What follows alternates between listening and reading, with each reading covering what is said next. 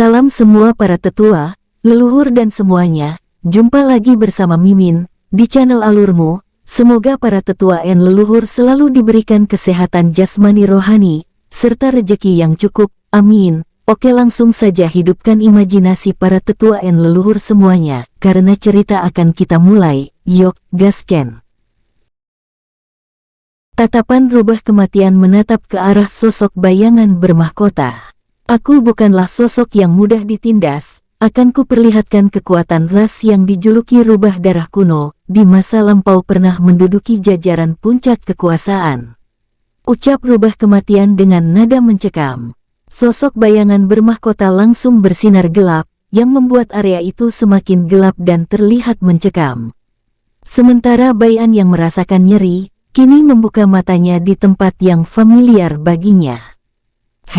Mengapa kau menarik jiwaku secara tiba-tiba?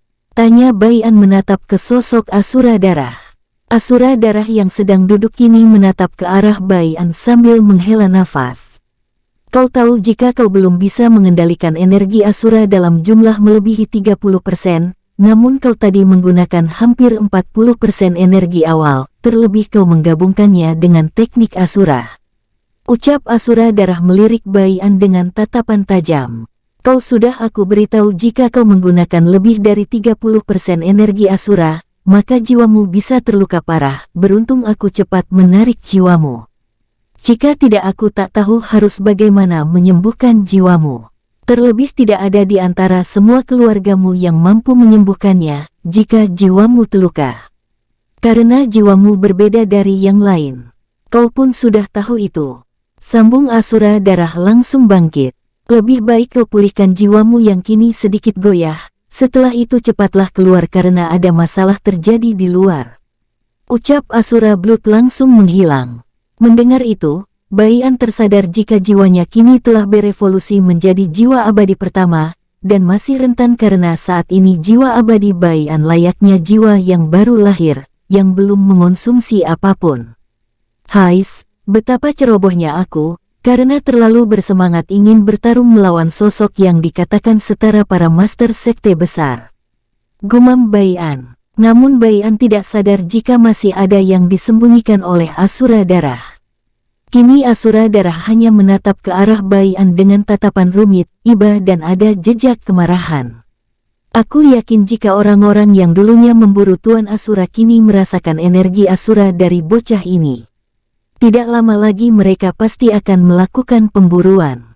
Gumam Asura Darah menghela nafas. Kota kematian. Bai Cuye kini terlihat keluar kota. Ia bersama dengan Gu Seng bergerak dengan kecepatan penuh. Mereka menuju ke arah pusat dari aura yang paling mengerikan.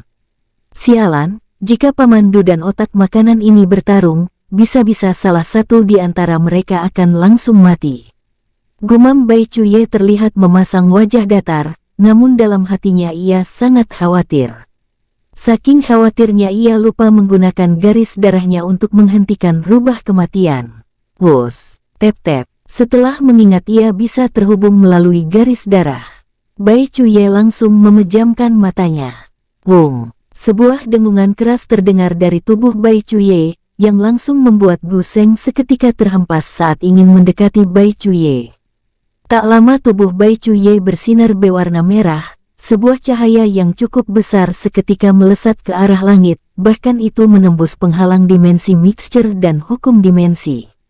Rubah kematian dan Duan Du yang akan bentrok seketika terhenti. Tubuh rubah kematian membeku saat garis darahnya menyuruhnya untuk bersujud. Brok, sementara Duan Du kini melirik ke arah Bayan yang menyentuh pundaknya, dengan wajah senyum hangat. Wus. Tak lama kegelapan yang menyelimuti dimensi mixture langsung lenyap, bersamaan dengan aura cahaya merah darah yang menyelimuti tubuh rubah kematian. Kakak, apa kau tidak apa-apa? Apa kau? Sebelum Duan Du selesai bertanya, Baoan langsung mengangkat tangannya. Aku akan menjelaskannya nanti. Potong Bayan. Pandangan Bayan kini mengarah ke rubah kematian.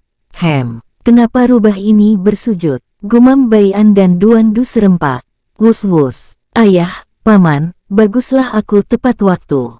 Gumam Bai Cuye. Melihat Bai Cuye muncul tanpa bisa mereka rasakan.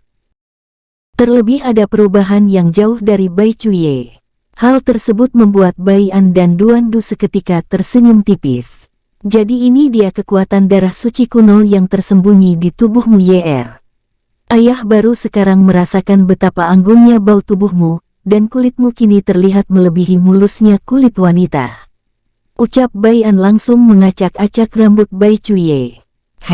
Walau aku tahu ada kekuatan tersembunyi di dalam tubuhmu, tapi pamanmu tidak habis pikir jika kekuatan tersembunyimu adalah sesuatu yang menentang tatanan alam dan menentang surga. Bahkan saking tidak bolehnya kekuatan seperti ini, itu karena kau bisa menekan semua garis darah dari yang dianggap keturunan garis darah suci kuno. Sambung Duan Du yang mengetahui cukup banyak sejarah masa lalu. Sekarang kau telah dianggap ayah atau induk dari semua keturunan garis darah suci kuno. Walau saat ini semua keturunan garis darahmu semuanya tidak murni dan bercampur dengan banyak garis darah lainnya, tapi kau tetap mampu menekan mereka semua. Balas Bai An tersenyum bahagia karena merasa punya putra yang kuat, dan ia anggap sebagai senjata ampuh di masa depan, untuk melawan penjahat yang memiliki garis darah yang sama dengan Bai Chuye. Saat ketiganya mengobrol, mereka langsung melirik ke arah Bo Wuhan yang terus dengan ganas menatap ke arah rubah kematian. Ada apa dengannya? YR merasakan jika jiwanya akan diambil alih. Tanya Bai Chuye datar. Tatapan Bai An langsung mengarah ke Duan Du. Namun Bai An sudah tidak melihat Duan Du berdiri di sampingnya. Anak ini dan Wuhan pasti menggunakan metode terlarang itu untuk meningkatkan kekuatan mereka. Pantas saja kini kekuatan keduanya meningkat dengan mengerikan. Gumam Bai An hanya bisa menghela nafas dengan kenakalan Duan Du yang ikut-ikutan mengajari orang lain. Baiklah, ayo kita kembali. Bawa juga dia YR, sepertinya kau mengenalnya. Ucap Bai An menunjuk ke arah rubah kematian dengan tatapan mata. Tak lama Bai An langsung membuka celah di depannya. Wus-wus, Bai An, Bai Chuye, Bo Wuhan, dan rubah kematian langsung memasuki celah. Wus, tep-tep, kemana semua orang? Tadi aku merasakan kehadiran mereka semua. Gumam Guseng yang datang terlambat. Karena tidak dapat menemukan yang lainnya, ia pun langsung kembali ke kota kematian. Wus-wus. 1 menit setelah kepergian Guseng, sebuah kejadian aneh muncul dari dalam tanah. Dret-dret, tanah yang Guseng pijaki tiba-tiba secara perlahan naik, membentuk tubuh manusia. Jadi orang itu target yang diperintahkan Yang Mulia. Ucap sosok tersebut dengan nada mengerikan. Mereka cukup kuat juga, terlebih rubah itu dan anak yang menggunakan kekuatan bayangan. Sebuah pohon tiba-tiba bicara dan itu tidak jauh dari lokasi manusia tanah berdiri. Keduanya langsung berubah ke sosok manusia asli. Walau mereka kuat, lalu jika kita bergerak, mereka bisa apa? Ucap manusia tanah dengan nada angkuh. Hehehe, kau benar, kita juga memiliki kekuatan spesial bawaan masing-masing, sama seperti anak yang memiliki kekuatan darah suci kuno. Kekeh manusia pohon. Tak lama keduanya langsung berbaur dengan kekuatan mereka masing-masing, lalu menghilang tanpa jejak. Bukan hanya mereka berdua saja yang muncul di bekas tempat pertarungan Bai An, melainkan ada sosok pemuda yang sedang memegangi sebuah pedang. Pakaian yang ia kenakan sangatlah lusuh. Ia juga mengenakan topi petani untuk menutupi setengah wajahnya, dan auranya seolah ia hanya manusia biasa. Belum saatnya aku menemui Anda dan guru, gumam sosok tersebut. Tak lama pandangannya beralih ke sosok yang mengintai di balik awan. Keluarlah, jangan kalian bersembunyi layaknya pecundang. Ucap sosok pria lusuh bertopi petani. Dret-dret, 3 pria mengenakan topeng merah memiliki 2 garis putih di topengnya muncul. Apa yang dilakukan oleh Penetua Agung Sekte Kekacauan di sini? Tanya salah satu sosok yang memiliki aura paling besar.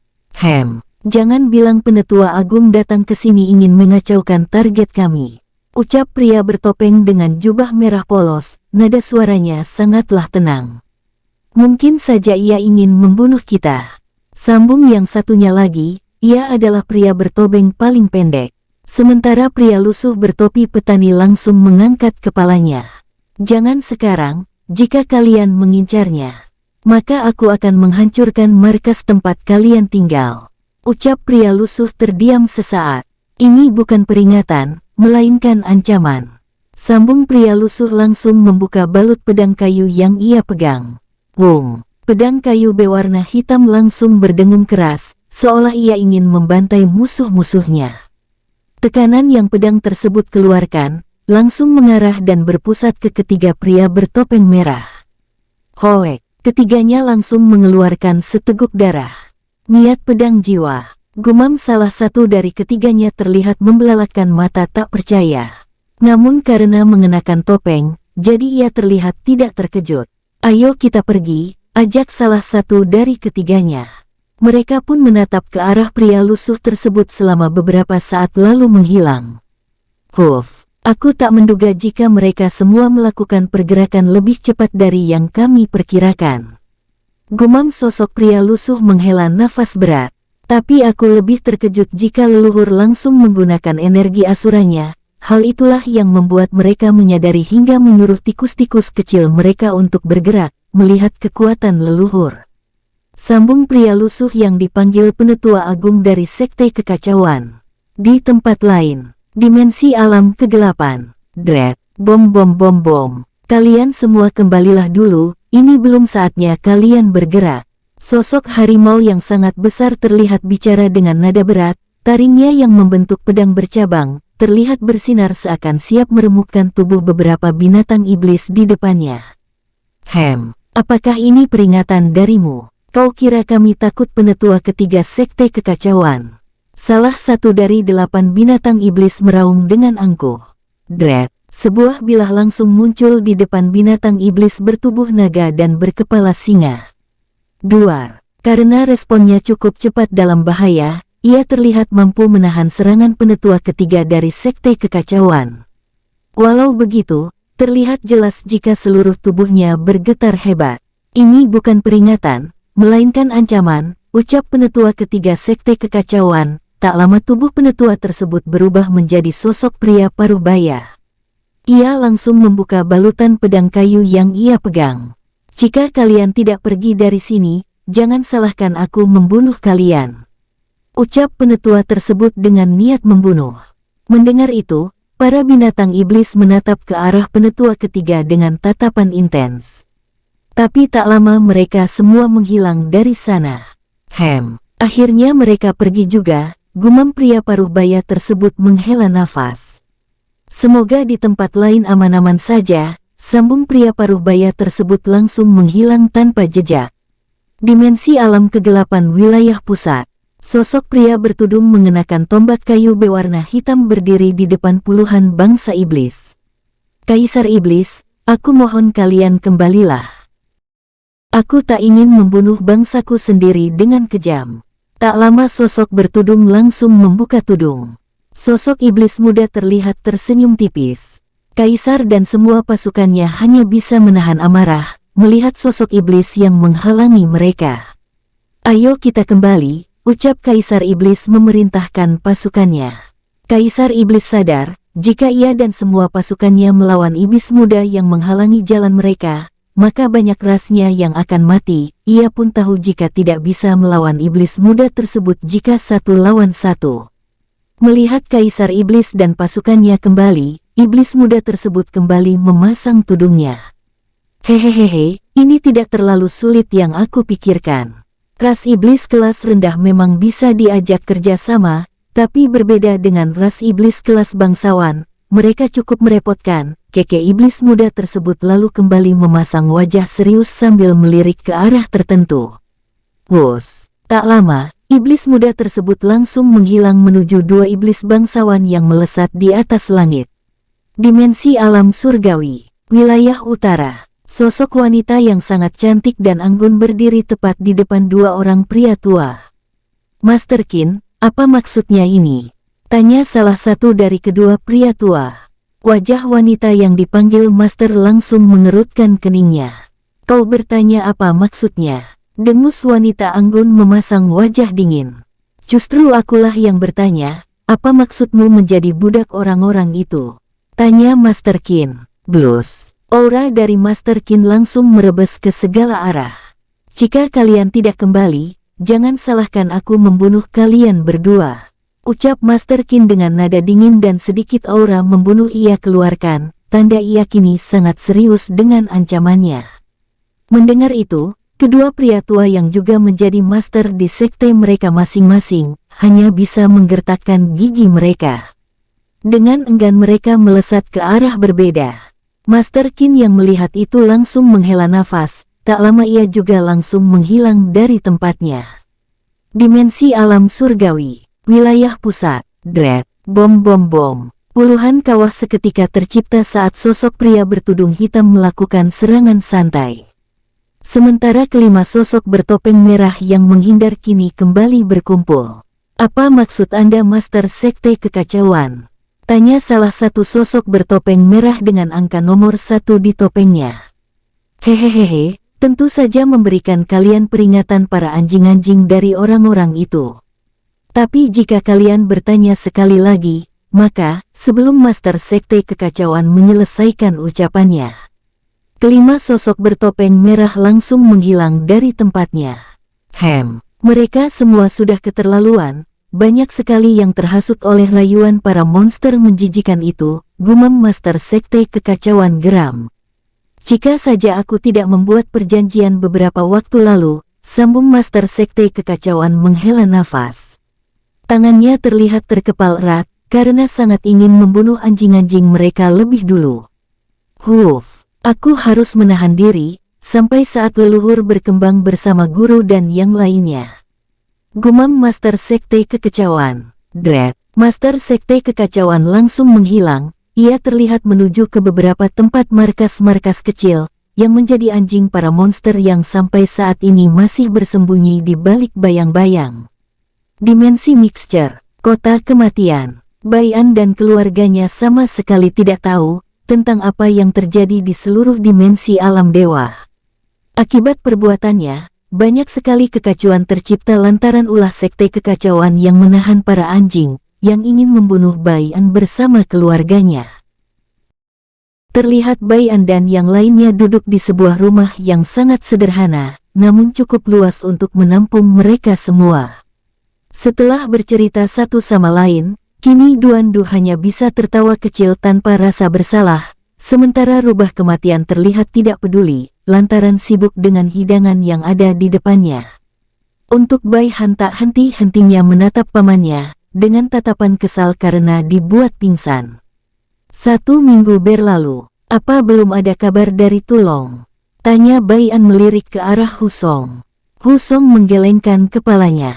Terakhir ia berada di wilayah barat dan berkonflik dengan Sekte Pedang Cahaya. Ucap Husong lalu melanjutkan. Semenjak berkonflik, ia menghilang layaknya ditelan kekosongan, hingga saat ini saya sudah berkeliling seluruh dimensi mixture, namun jejaknya belum terlihat. Pandangan Baian mengarah ke Duandu yang ikut mencari bersama Baihan. Aku juga tidak menemukan jejaknya kak, apa dia ditahan oleh Sekte Pedang Cahaya? Karena hanya di setiap sekte besar saja kita belum datangi. Ucap Duandu terdengar sedikit menghela nafas. Kita tunggu 1 minggu lagi, kali ini kita akan berpencar lagi mencari Tulong di setiap wilayah. Jika belum menemukan jejaknya, maka kita akan mencarinya ke setiap sekte besar. Ucap Baian. Namun kini kita akan berkelompok mencarinya agar jauh lebih aman. Sambung Baian melirik mereka semua satu persatu. Mendengar itu, mereka pun mengangguk dan tak lama Baian pun menyebut mereka yang akan pergi ke wilayah masing-masing. 1 hari berlalu. Wus-wus. Hei, kenapa aku juga ikut mencari tuan? Terdengar suara rubah kematian yang menggerutu sepanjang hari, karena ikut pergi mencari sosok yang ia tidak kenali. Bai Cuye yang mendengar gerutuan rubah kematian, hanya diam sambil melesat ke wilayah timur. Tep-tep, kita akan mencari informasi di kota ini dulu, dan jika kau banyak bicara lagi, maka aku tak akan membiarkanmu makan apapun. Ucap Bai Cuye menatap rubah kematian. Glek, rubah kematian hanya mengangguk patuh tanpa berani menatap mata Bai Cuye. Bai Cuye pun langsung memasuki kota diikuti rubah kematian, yang terlihat layaknya hewan peliharaan. Wus, tep-tep, apakah kita tidak langsung mengamuk saja ke dalam sekte Tuan Muda? Daripada mencari di kota-kota maupun hutan, mungkin Tuan Tu itu tidak ada. Ucap Luosa terdengar semangat. Bai Han, Gu Seng dan Hu Song hanya melihat ke arah Luosa, karena mereka bertiga tahu jika Luosa hanya ingin bertarung dengan musuh kuat. Kau lebih baik diam saja dan ikuti rencana Tuan Besar, jika masih belum menemukannya, baru kita memasuki sekte besar. Ucap Gu Seng mendengus kesal. Sekte besar bukanlah semudah yang kau kira, memasukinya tanpa rencana, itu sama saja dengan bunuh diri. Sambung Hu Song menatap Luosa dengan dingin. Sudah, jangan berdebat di sini, lebih baik kita mencari informasi dulu. Ajak Bai Han berjalan ke kota terbesar di wilayah utara. Tep-tep, ingat, di sini tidak jauh ada sekte sisik naga, mereka sangat waspada dengan pendatang baru. Ucap Bai Han memperingati Gu Seng, Luosa dan Hu Song. Mereka bertiga pun mengangguk paham, lalu mengikuti Bai Han yang cukup mengenal kota ini, karena ia bertemu dengan Hu Song di kota ini dulu. Ayo, aku telah mengetahui semua struktur kota ini, termasuk di mana tempat informasi paling baik. Ucap Bai Han. Hu Song dan Luosa hanya menganga tak percaya, mereka tentu tak percaya jika Bai Han adalah seseorang yang mereka tahu berasal dari dimensi tanpa nama mengetahui struktur kota ini. Bagaimana tidak, mereka saja yang telah sering mendatangi kota ini, tidak mengetahui struktur kota ini sampai sepertiganya. Dred, Wong, Duan Du dan Bo Wuhan muncul di sebuah portal yang menghubungkan ketiga dimensi, di dimensi alam dewa. Tuan Duan, kenapa kita dikirim menuju dimensi alam surgawi? Duan Du melirik ke arah Bo Wuhan. Semenjak kecerdasan Bo Wuhan dikembalikan sampai 80%. Bo Wuhan kini tak henti-hentinya bicara. Apakah mulutmu itu tidak bisa kau tutup sehari saja? Dengus Duan Du dengan raut wajah kesal. Bo Wuhan langsung tersenyum canggung sambil menggaruk kepalanya yang tidak gatal. Hais, apalagi itu? Kau kan sekarang tak punya rambut, dasar. Sebelum Duan Du menyelesaikan ucapannya, wajahnya seketika melirik ke arah kejauhan dengan sedikit serius. Aura ini, gumam Duan Du dan Bo Wuhan serempak. Dengan cepat mereka mengenakan tudung untuk menutupi identitas mereka. Tep-tep, sementara tak jauh dari Duan Du dan Bo Wuhan, terlihat sosok pemuda tampan dengan beberapa pria tua, dan Tuan Muda jenius mengikuti pemuda tampan tersebut. Tuan Muda Feng, setelah kesini menjemput para jenius klan yang akan masuk ke sekte, kita akan kemana lagi? Tanya seorang pria tua yang menjadi master sekte tingkat menengah. Feng Ruan langsung melirik master sekte yang memiliki kekuatan jauh lebih tinggi darinya. Tapi karena derajatnya lebih tinggi, ia langsung mendengus. Kau lebih baik diam saja. Ikuti apa yang aku arahkan. Ucap Feng Ruan dengan nada dingin. Tak lama, wajah Feng Ruan sedikit berkerut saat melihat dua sosok yang menatap ke arahnya. Namun karena tidak bisa merasakan aura mereka atau tingkat kultivasinya, Feng Ruan sedikit waspada. Tep-tep, saat kelompok Feng Ruan sampai, salah satu dari tuan muda klan besar yang biasa diagungkan jenius klan, langsung menunjuk ke arah Bo Wuhan. Hei kau, cepat minggir dari sini. Teriak jenius klan dengan nada arogan. Feng Ruan dan para orang tua itu langsung memasang wajah jelek, lantaran melihat betapa arogannya cecunguk yang mereka bawa. Sementara Duan Du dan Bo Wuhan langsung menyeringai, saat rencana mereka sengaja menghadang kelompok Feng Ruan sukses. Bo Wuhan tanpa menunggu perintah dari Duan Du langsung melihat ke arah jenius klan. Tutup mulutmu bocah. Ini adalah tempat bebas, ucap Bo Wuhan langsung muncul sambil mencekik jenius klan tersebut. Mata Feng Ruan, para orang tua dan jenius klan langsung melotot tak percaya, lantaran tidak mampu melihat pergerakan Bo Wuhan. Uhuk-uhuk, sementara jenius klan yang dicekik kini meronta-ronta sambil menatap Bo Wuhan dengan tatapan tajam. Lepaskan aku brengsek, ucap jenius klan dengan nada tersendak-sendak. Wajah Bo Wuhan di balik tudung seketika menyeringai. Dread, bom. Kepala jenius klan tersebut langsung meledak. Setelah itu pandangan Bo Wuhan mengarah ke Feng Ruan dan kelompoknya. Apakah kalian keberatan aku membunuh sampah kurang ajar ini? Tanya Bo Wuhan dengan nada dingin disertai tawa kecil. Saat beberapa jenius klan ingin mengucapkan sesuatu, Feng Ruan langsung maju dengan langkah santai disertai senyum tulus. Tentu kami tidak keberatan Tuan, terlebih dia lebih dulu mencari masalah dengan Anda. Ucap Feng Ruan langsung membungkukkan badannya. Saya pribadi meminta maaf karena belum mengajari mereka sopan santun senior. Ucap Feng Ruan masih membungkukkan kepalanya. Bo Wuhan yang mendengar itu kini bingung mau memukul Feng Ruan atau tidak. Itu karena ia ingin memukulnya jika ada kesalahan yang ia perbuat. Namun kini Feng Ruan telah meminta maaf. Jadi Bo Wuhan hanya diam, dan diam-diam melirik ke arah Duan Du. Duan Du yang dari tadi memasang wajah gelap, kini tidak tahu harus mengatakan apa lagi terhadap Bo Wuhan. Dasar otak batu ini tidak bisa diberitahu dengan baik-baik, gumam Duan Du meremas tangannya hingga auranya sedikit keluar. Merasakan tekanan dari Duan Du, Bo Wuhan mengira jika Duan Du sengaja mencari masalah dengan kelompok Feng Ruan, ia tidak sadar jika Duan Du kesal kepadanya. Hehehe, Tuan Duan memang yang terbaik, gumam Bo Wuhan dalam hati. Sementara Feng Ruan dan kelompoknya langsung memasang wajah waspada, lantaran merasa kedua orang yang ada di depannya memang tidak bisa diprovokasi.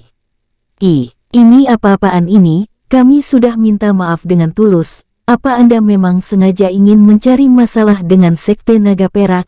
Ucap salah satu pria tua yang menjadi master sekte tingkat menengah. Ia sengaja menyebut sekte tempat Feng Yuan menjadi murid, agar kedua orang ini tidak mencari masalah lebih jauh lagi. Namun Bo Wuhan terlihat ikut-ikutan mengeluarkan auranya. Blus, hahaha, Sekte Naga Perak apanya? Suruh Master Sekte Naga Perak kemari dan bersujud di depanku, agar amarahku mereda. Teriak Bo Wuhan dengan tawa lantang. Orang-orang yang berkumpul ingin menuju dimensi alam surgawi, langsung menjauhi portal karena tidak ingin ikut mencari masalah besar. Bam! Tangan Duan Du langsung menekan pundak Bo Wuhan, hingga mengeluarkan suara yang cukup besar. Dasar idiot! Ingin rasanya aku menghajarmu lantaran bergerak tanpa melihat situasi. Tapi karena saat ini sudah terlanjur kacau, lakukan sesukamu.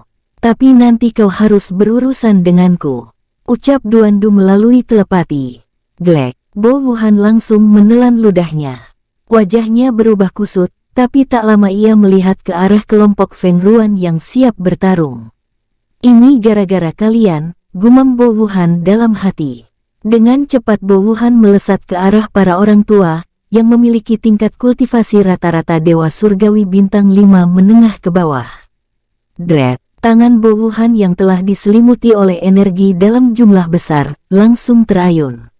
Dua orang tua yang melihat itu saling melirik, mereka langsung mengeluarkan senjata mereka. Lindungi Tuan Muda, ucap salah satu dari mereka. Dread, bom, duar. Ledakan besar seketika tercipta, udara hasil bentrokan langsung menyebar ke segala arah, hingga menciptakan debu yang menutupi area sekitar. Duan Du yang sudah muncul di depan Feng Ruan langsung mencekik lehernya. Kini Duan Du sudah jauh lebih kuat dari Feng Ruan. Feng Ruan masih berada di Dewa Surgawi bintang 3 puncak, dan kini dirinya berkembang dengan cepat dengan metode terlarang, hingga mencapai Dewa Surgawi bintang 4 puncak. Lepaskan, ucap Feng Ruan terlihat meronta. Tapi Duan Du yang memiliki dendam dengan Feng Ruan apakah melepaskannya begitu saja? Tentu saja tidak. Apakah kau tidak mengingatku bocah? Ucap Duan Du memperlihatkan wajahnya dengan menjulurkan dirinya hingga berjarak 5 cm dengan wajah Feng Ruan. Wajah Feng Ruan langsung melotot tak percaya, tentu saja ia sangat mengingat wajah Duan Du. Ia kini sedikit melirik Bo Wuhan karena mengira jika itu tulong. Kau tidak mungkin meningkat secepat ini dan juga tidak mungkin kau datang ke sini begitu cepat. Ucap Feng Ruan tak percaya. Aku tak butuh pertanyaanmu, yang aku butuh adalah informasi darimu setelah kau kembali. Ucap Duan Du langsung merobek ruang hampa. Dret, wung. Duan Du menghilang dari tempatnya berdiri. Sementara Bo Wuhan terlihat bersenang-senang dengan para master sekte tingkat menengah. Walau ia tahu tidak bisa menang melawan mereka. Tapi ia tidak akan bisa kalah, artinya mereka saat ini seri. Wung, duar. Duan Du yang muncul langsung melempar Feng Ruan. Apa mau? Dret. Aku sudah bilang jika saat ini akulah yang bertanya, bukan dirimu. Camkan itu, ucap Duan Du dengan nada dingin sambil mencekik leher Feng Ruan. Melihat Feng Ruan berusaha mengangguk, Duan Du langsung melepaskan cengkramannya. Beritahu aku semua informasi yang menyebar tentang kami setelah kau kembali bersama yang lainnya dulu. Tanya Duan Du dengan mata mengerikan mengarah ke Feng Ruan. Melihat Feng Ruan terdiam, tangan Duan Du langsung terayun. Crash! Ark! Sebilah belati energi langsung menyanyat leher Feng Ruan hingga menyemprotkan darah. 1. Mendengar Duan Du berhitung, Feng Ruan menggertakkan giginya. Ia telah diberitahu untuk jangan menyebarkan informasi ini oleh gurunya, jadi jika ia bicara maka gurunya pasti akan mengetahuinya. Crash! Ark! Brok! 2. Lengan kiri Feng Ruan langsung terpotong, bertepatan saat Duan Du selesai menghitung. Aku tak peduli dengan segel yang ada di tenggorokanmu, jika kau tidak mau bicara, maka aku akan membuatmu tersiksa seumur hidupmu, bahkan jika kau mati, aku akan menyiksa jiwamu, karena aku memiliki metode untuk menarik jiwamu dengan paksa. Ucap Duan Du menyeringai kejam. Glek. Mendengar itu, Feng Ruan langsung menelan ludah dengan tubuh berkeringat dingin. Melihat Feng Ruan kini mengangguk patuh, wajah Duan Du menyeringai tipis. Wung, treng-treng, duar. Sialan, apakah orang ini lebih kuat dari kita? Ia dengan mudah menahan serangan gabungan kita, dan juga, salah satu dari dua orang tua langsung melirik para jenius klan dan jenius sekte yang terbaring di tanah. Mereka berdua tak menduga jika Bo Wuhan mampu melumpuhkan semua jenius klan dan jenius sekte saat bertarung dengan diri mereka. Sialan, ini penghinaan, teriak salah satu dari mereka langsung menyerang Bo Wuhan yang tak henti-hentinya tertawa. Hahaha, ayo kerahkan semua kekuatan kalian. Teriak Bo Wuhan kini memasang kuda-kudanya sambil menghunuskan pedang pemberian baian untuk menutupi identitasnya yang biasa menggunakan kapak.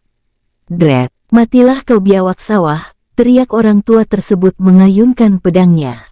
Treng, bam. Baru saja Bo Wuhan menahan pedang salah satu dari mereka, yang satunya muncul dengan panah telah ditarik tepat mengarah ke leher Bo Wuhan. Wus, Bo Wuhan langsung menundukkan kepalanya. Bom, anak panah tersebut langsung melewati kepala Bo Wuhan, dan meledak saat mengenai tanah.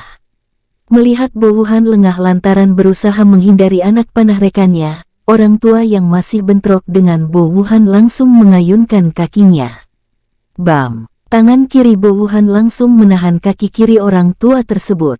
Wus! Jelek! Bom! Hahaha! Akhirnya kau mati juga, teriak orang tua yang memegangi busur panah. Dret! Heh! Apakah benar begitu? Ejek Bo Wuhan muncul dalam wujud bayangan. Bersamaan dengan itu, Duan Du muncul sambil melempar Feng Ruan. Brok! Melihat Feng Ruan seperti orang idiot, wajah kedua orang tua tersebut memerah penuh amarah. Saat pandangan mereka mengarah ke Duan Du dan Bo Wuhan, kedua sosok berjubah tersebut sudah tidak berada di tempatnya. Tep-tep, tuh, tuan muda, apa yang terjadi kepadamu? Tanya salah satu dari dua orang tua tersebut. Feng Ruan yang ditanya hanya menjambak rambutnya sambil menundukkan kepala. Sesekali ia bergumam dan apa yang didengar oleh kedua orang tua tersebut membuat mereka bingung. Dia iblis, tidak, dia itu melebihi iblis. Bukan, ia itu monster iblis. Hanya itu saja yang kedua orang tua tersebut dengar dari gumaman Feng Ruan.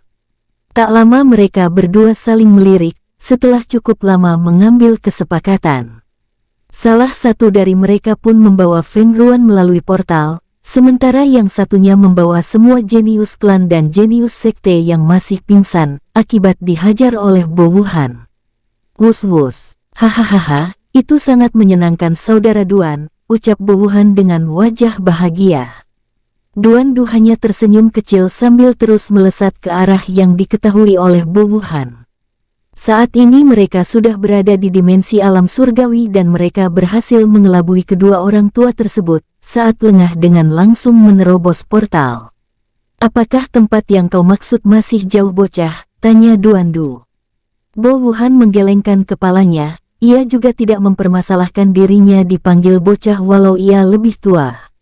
Itu karena Bowohan sangat menghormati Duandu, karena dirinya kecerdasannya dikembalikan oleh Baian, kini ia juga merasa lebih baik lantaran iblis jiwa sudah dimusnahkan oleh Baian saat mereka berada di kota kematian. Ia juga sudah tidak gila akan membunuh, tapi hobinya yang suka bertarung tidak pernah hilang. Karena dari dulu ia memang senang bertarung dan suka membuli jenius-jenius yang lebih lemah darinya. Tapi kini ia sudah berbeda jauh semenjak mengenal keluarga Baian. Sampai saat ini ia tidak pernah melepaskan seutas senyum saat mengingat wajah-wajah orang-orang yang menganggapnya keluarga. Saat kita melewati air terjun di puncak bukit itu, barulah kita menemui kota yang kumaksud. Kota itu tempat klan Bo berada. Ucap Bowohan memasang wajah serius saat mengingat banyak kenangan pahit saat ia berada di sana. Jika begitu kita berhenti di sini dulu, aku harus mengetahui struktur daerah ini, karena tidak mungkin jika tidak banyak orang yang mengincarmu sampai detik ini. Ucap Duandu langsung menghentikan langkahnya. Tep-tep, Duandu langsung menginjak pucuk daun pohon yang terlihat masih hijau. Tep-tep, Bowohan mengangguk serius. Aku juga berpikir seperti itu, karena si sialan Chen Long itu sudah menyebarkan informasi palsu dan hingga saat ini kita masih belum tahu informasi apa yang ia sebar. Ucap Bowohan merubah raut wajahnya dengan kesal. Saat ini Duandu ditugaskan ke sini karena ingin mencari informasi ini. Karena yang tersebar hanya selebaran foto Bowohan saja, dengan jumlah harta yang akan diberikan jika dapat menemukannya. Seberapa yakin kau jika yang menyebar informasi palsu ini adalah Chen Long? Tanya Duandu terlihat pura-pura penasaran, walau ia sudah mendapat informasi tersebut dari Feng Ruan, Duandu tentu ingin mengetahuinya langsung dari mulut Bowohan. Bowohan melirik ke arah Duandu. Tidak baik jika kita di sini, ayo kita cari tempat yang aman lebih dulu. Ajak Bowohan yang langsung diangguki Duandu. Wus-wus. Keduanya langsung bergerak ke arah tertentu. Tep-tep, hei kau, apa kau murid baru? Tanya salah satu murid yang terlihat memiliki tampilan sangar. Baian langsung menghentikan langkahnya, ia melirik ke arah murid bertubuh genduk dengan banyak bekas luka di wajahnya, kepalanya yang botak juga menghiasi tampilannya yang semakin seram. Benar senior, apa ada yang bisa junior ini bantu? Tanya Baian menundukkan kepalanya. Kekekekeke, ikuti aku akan memberikanmu beberapa masukan, kekeh murid yang memiliki tampilan sangar. Baian yang mengubah postur wajahnya sedemikian rupa agar tidak mencolok, langsung mengikuti murid tersebut dengan polos. Tep-tep, terlihat bangunan sekte pedang cahaya sangatlah luas, di setiap apa yang Baian lewati sangat banyak murid biasa berlatih. Karena saat ini mereka berada di pelantaran luar sekte pedang cahaya. Setelah 10 menit berjalan, kini Baian dibawa menuju sebuah bangunan yang terlihat akan ambruk kapan saja. Saat Baian memasuki bangunan tersebut, ia melihat banyak sekali murid-murid baru yang kini bersujud di depan pemuda kurus, dengan wajah sangat jelek. Hahaha, kau membawa murid baru lainnya juga botak, kerja bagus, ini bagianmu. Ucap pria jelek tersebut melempar beberapa kepingan batu kristal kelas rendah. Dengan wajah berseri-seri pria yang dipanggil botak menangkapnya. Hehehehe, bos memang yang terbaik, ucap pria botak ini melirik ke arah Baian yang berpura-pura ketakutan. Itulah apa yang bos besar perintah, jika tidak, kau akan seperti mereka yang pembangkang. Ucap pria botak memperingati Baian. Baian hanya termangu. Namun dalam hatinya ia hanya bisa menghela nafas. Apa aku akan membunuh lagi? Gumam Baian dalam hati. Padahal ia sengaja masuk ke dalam sekte dengan jalur yang benar, agar ia tidak terlalu banyak membunuh, tapi kini ia terlihat sudah tidak punya pilihan lain. Secara perlahan jari Bai An mengeluarkan sedikit energi. Saat ia akan membunuh mereka semua. Brak, sebuah pintu terbuka dari belakang tempat pria kurus duduk. Bai An mengurungkan niatnya saat pandangannya mengarah keluar pintu di belakang pria kurus yang duduk. "Hei kau kurus, apa kau membawa banyak murid baru hari ini?" tanya seorang pemuda dengan aura yang terus-menerus keluar dari tubuhnya. Benar senior, lihatlah ada puluhan murid kali ini. Mereka semua sangat segar, tidak seperti bulan lalu," jawab pria kurus dengan nada terbata-bata. Mendengar itu, wajah pria yang dipanggil senior langsung mengganas. "Masih kurang, aku butuh lebih, dasar idiot. Sudah berapa kali ku bilang jika setidaknya berikan aku 50 paling sedikit," teriak murid senior tersebut mengayunkan lengannya yang kokoh. Bam, brak, tubuh pria kurus tersebut langsung menabrak dinding bangunan yang akan hancur. Setelah puas memukul, ia kini melihat semua murid baru satu persatu. Lalu pandangannya terakhir mengarah ke Bai An. "Hehehe, aku merasa anak baru ini sedikit lebih kuat dari yang lainnya. Ini bagus sebagai bahan latihanku nanti," kekeh murid senior tersebut. "Bawa mereka masuk menuju pelantaran dalam," perintah murid senior tersebut. Pria kurus itu langsung bangkit sambil mengusap darah yang terus keluar dari sela-sela bibirnya. Dengan segera ia menggiring Bai An dan yang lainnya. Tidak ada yang menyadari Bai An kini tersenyum menyeringai kejam saat ia digiring. Dasar bocah-bocah, kalian membawa seekor iblis masuk ke kandang kalian, jadi jangan salahkan aku jika kalian merangkak nanti," gumam Bai An kini merasa rencananya lancar masuk ke pelantaran dalam.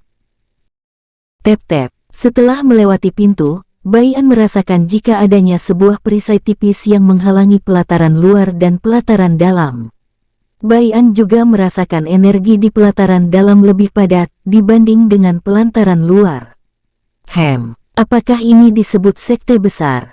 Gumam Bai An kini berpikir-pikir karena energi di pelataran dalam ini masih belum dikatakan pantas buat para murid jenius sekte maupun jenius sejati. Bai An juga langsung menyebarkan energi jiwanya setipis mungkin. Saat ia merasakan seluruh area pelantaran dalam, ia merasa jika para penetua di sekte ini bisa dikatakan lemah menurutnya. Bagaimana tidak, yang terkuat saja masih Dewa Surgawi Bintang 4 awal, dan rata-rata dari mereka masih berada di Dewa Surgawi Bintang 3 puncak, dan itu kekuatan yang setara dengan kekuatan jenius sejati menurut Bai An. Untuk jenius monster, Bai An baru mengetahui jika seseorang yang telah mencapai Dewa Surgawi Bintang 4 awal di umur sebelum mencapai 5.000 tahun, baru bisa dikatakan jenius monster.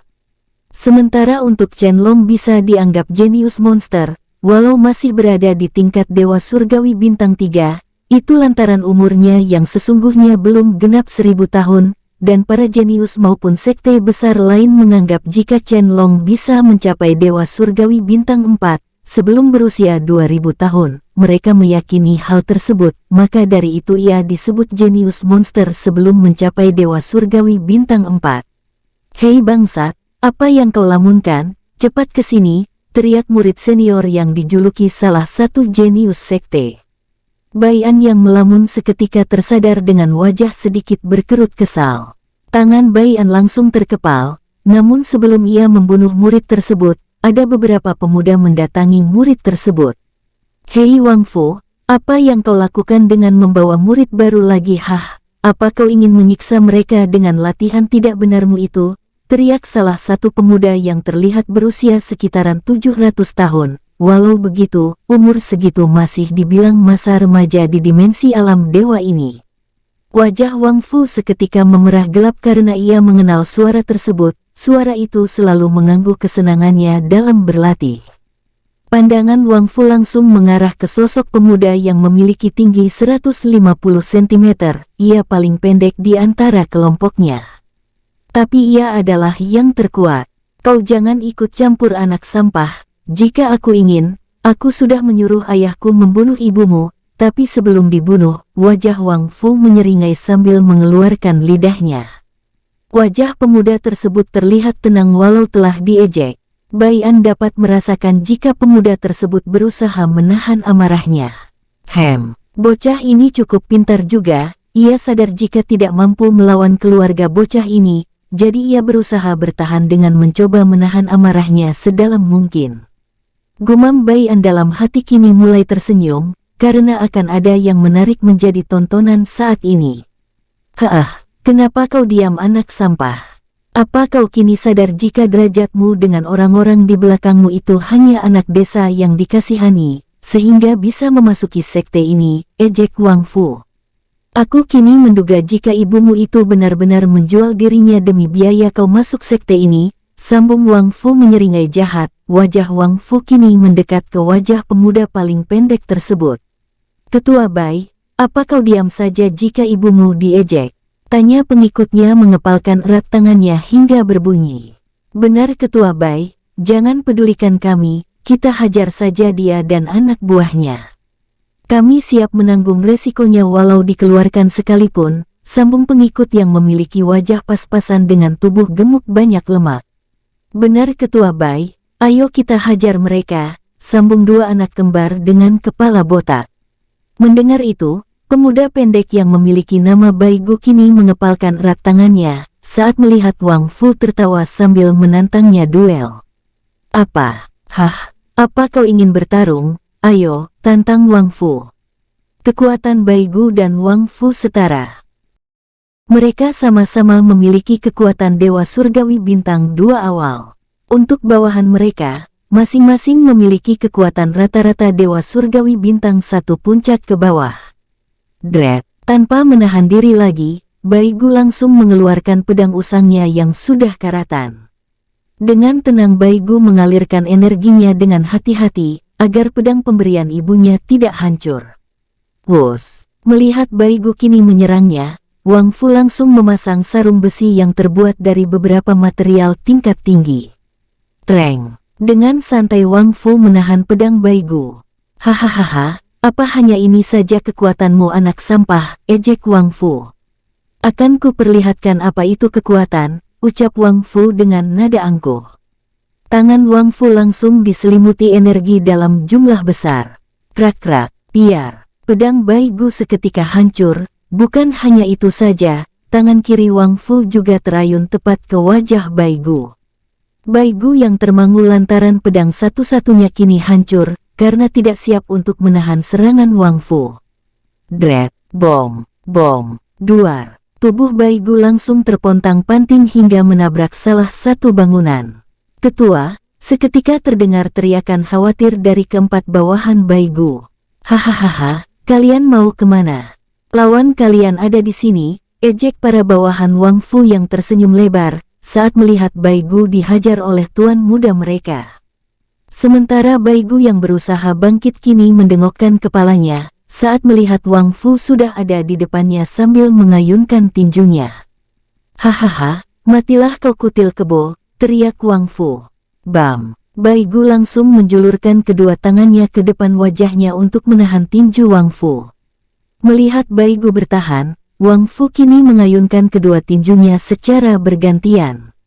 Bam bam bam, bam bam bam. Lemah, apakah ini yang dikatakan jenius klan? Ejek Wang Fu merasa di atas angin saat terus-menerus meninju Baigu. Baian yang menonton mereka kini mengerutkan keningnya. Anak ini terlalu memikirkan pedang pemberian ibunya hingga ia tidak semangat bertarung, gumam Baian saat melihat Baigu meneteskan air matanya.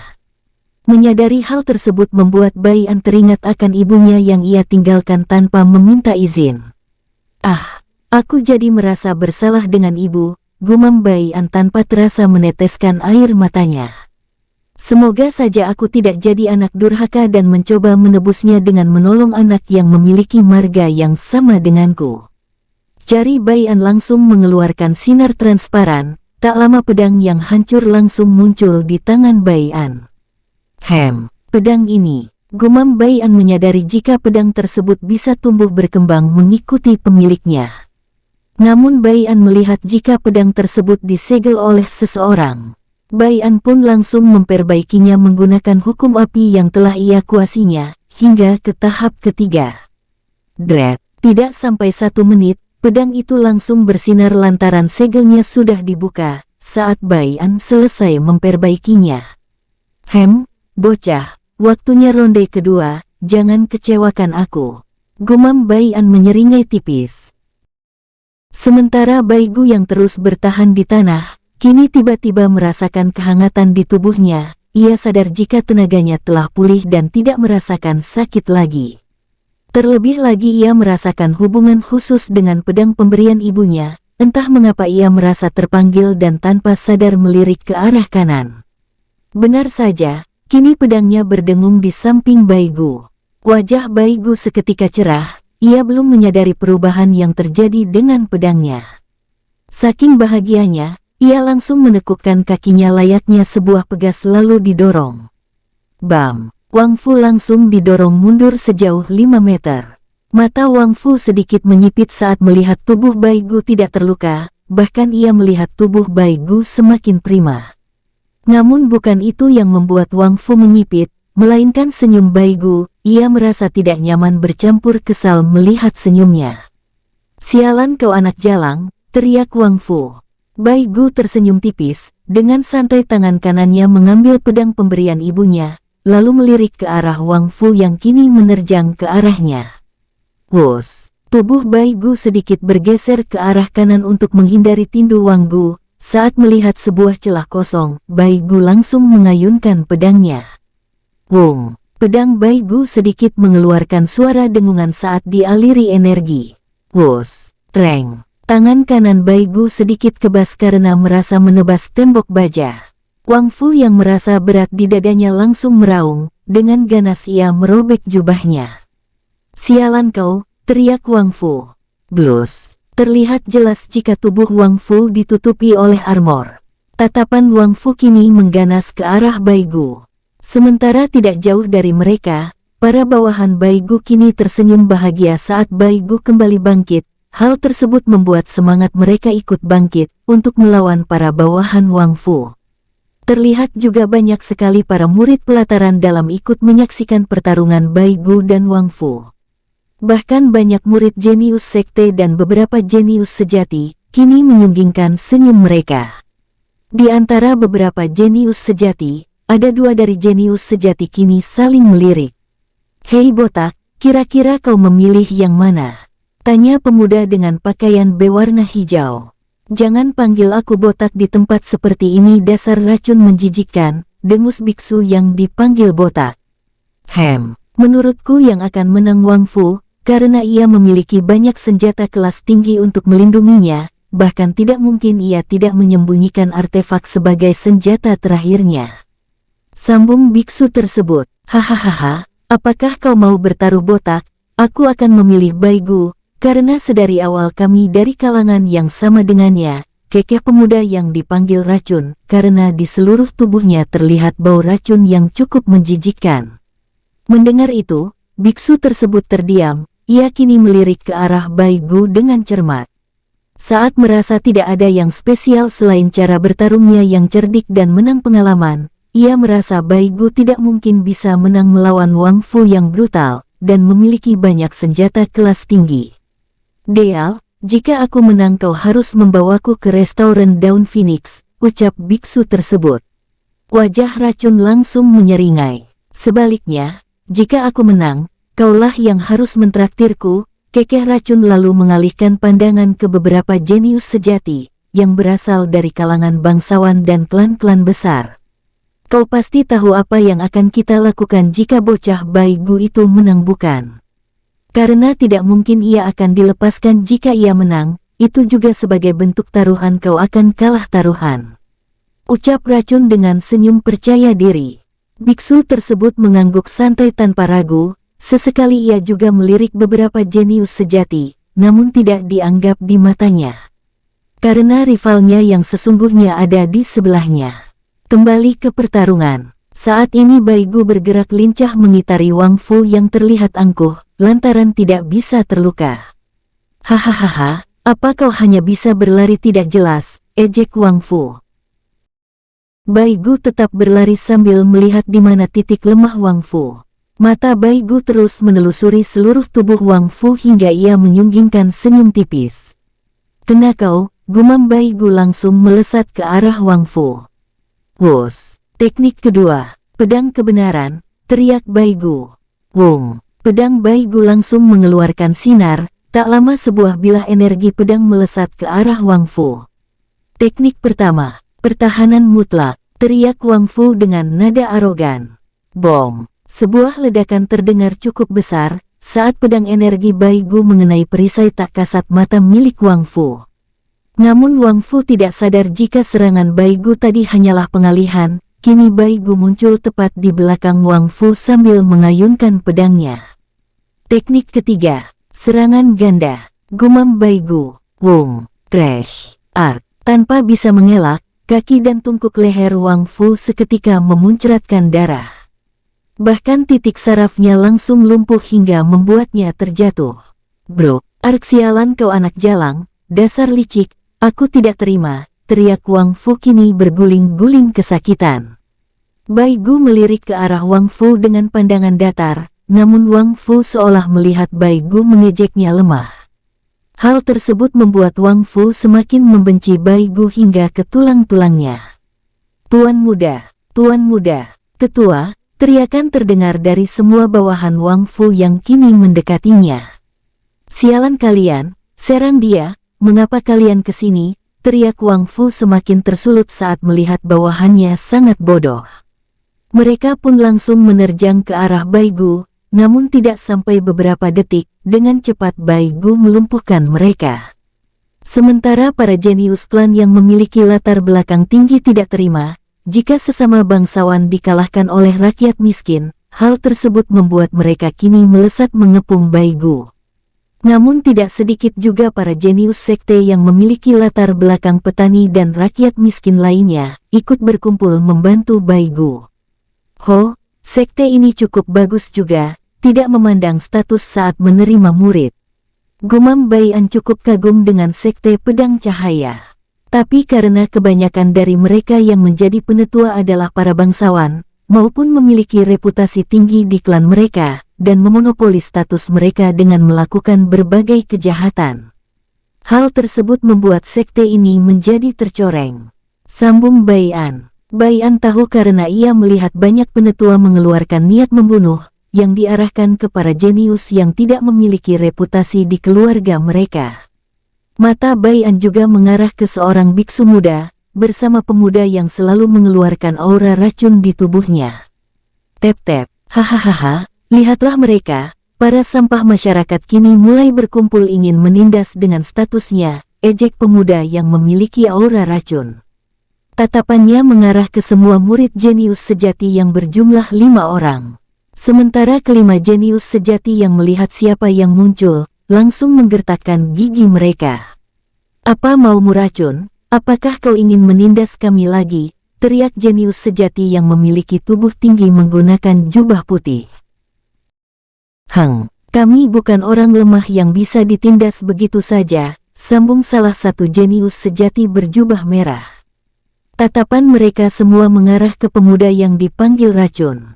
"Hahaha. Bukankah kalian yang ingin merendahkan kami lantaran kami semua miskin? Di mana otakmu kau taruh? Apa aku buta?" kekeh racun dengan nada mengejek. Semua murid kalangan bangsawan atau klan mereka memiliki derajat tinggi langsung menggertakkan gigi mereka, terutama kelima jenius sejati yang kini hanya diam di tempat mereka tanpa berani bergerak. Pasalnya, murid jenius sejati yang mereka panggil racun menduduki peringkat pertama di jajaran jenius sejati di dalam sekte, dan biksu yang ada sebelahnya menduduki peringkat kedua. Dia adalah rakyat miskin yang orang tuanya hanya petani, namun karena tubuh racunnya dan kegigihannya, ia bisa mendapat posisi pertama, sementara biksu yang di sebelahnya bisa dikatakan kalangan bangsawan, karena klannya termasuk klan besar, yang memiliki kekuatan klan ketiga terkuat di jajaran klan besar. Namun entah apa yang terjadi di masa lalu, mereka berdua bisa berteman sekaligus menjadi rival, untuk memperebutkan peringkat pertama. Mengapa kalian diam? Ayo kesini, aku juga rakyat miskin loh, Apa kalian tidak ingin menindas diriku? Ejek racun kini menyeringai tipis. Hah, hah. Terdengar seketika teriakan bahagia dari para murid-murid kalangan miskin. Mereka kini menatap ke arah racun dengan tatapan kagum lantaran dia selalu menjadi sosok pahlawan bagi mereka. Di setiap ada masalah, ia selalu muncul membantu. Hal itulah yang membuat kalangan miskin selalu bersatu walau mereka sering bersaing. Namun mereka tetap kompak jika mendapat masalah dengan kalangan bangsawan. Wus, tep-tep. Di saat para murid miskin bahagia, mereka seketika memasang wajah gelap saat melihat beberapa penetua sekte pelantaran dalam kini bermunculan. Bukan hanya mereka saja, ada juga jenius sejati yang menduduki peringkat ketiga, keempat dan kelima muncul. Haah, kau masih saja arogan dan sombong racun. Apa kau ingin membantu murid yang menyebabkan masalah? Dengus jenius sejati yang menduduki peringkat keempat.